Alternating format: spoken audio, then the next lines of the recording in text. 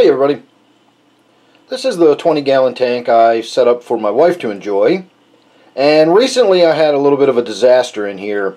At some point I must have unplugged the tank heater and not plugged it back in, and it was long enough ago that the weather was warm enough that the tank was fine at room temperature.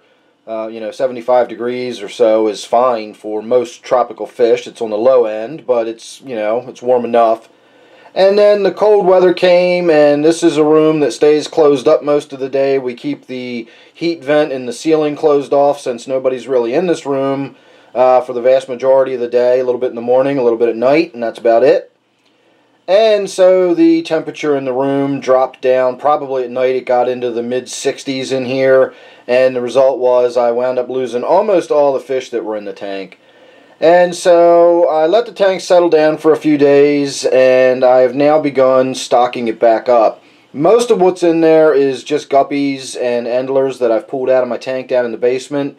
That swordtail, that female neon swordtail you can see swimming around, is a survivor of the temperature crash.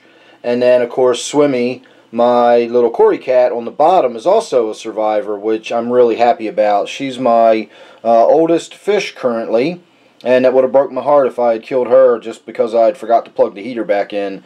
But she's okay. She's down there swimming around doing her thing. That's why we called her Swimmy. I'd never had a Cory cat before, and the way she would swim up to the surface of the water to gulp air and swim back down to the bottom I just found to be absolutely hilarious. And so she just got dubbed Swimmy.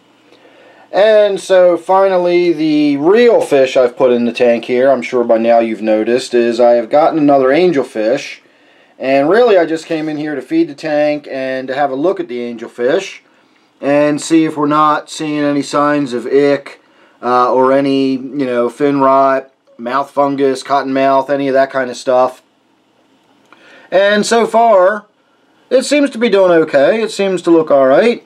I haven't noticed any unusual behavior. It certainly comes out. It's feeding actively. It comes up to the glass when someone comes into the room, so it's already figured out what feeding time is and that people are the people who feed it. Humans are where the food comes from.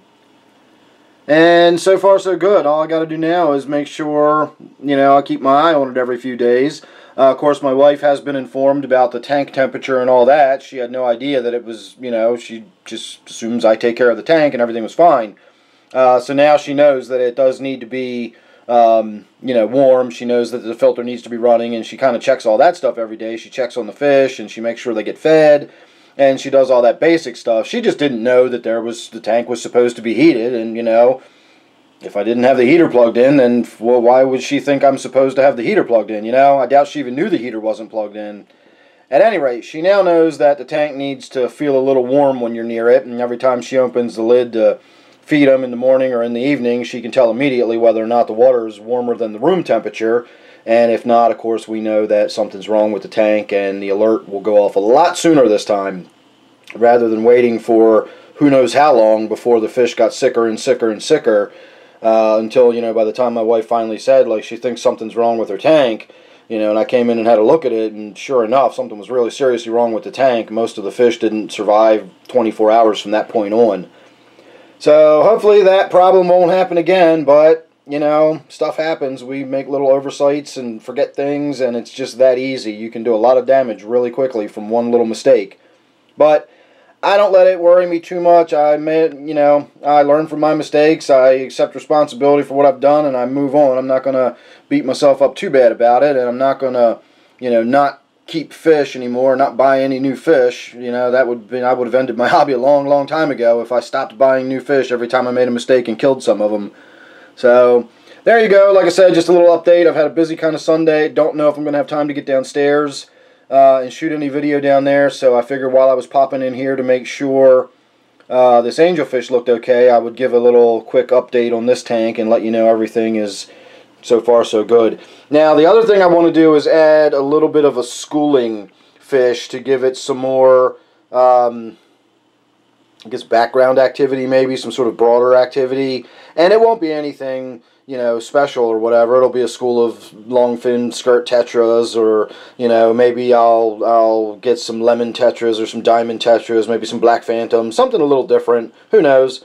But we'll just get a little school of them going on in here. We'll maybe replace the neons that died when they go on sale. They should be coming up $1 a piece here really soon. Of course, when they do that, I just buy them up, you know, by the dozen and get as many as I can.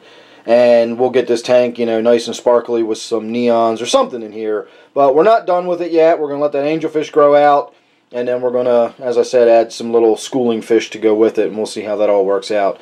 So make sure you're subscribed. That way you won't miss anything. Thanks for watching this update. Don't forget, this is the one I call my wife's tank.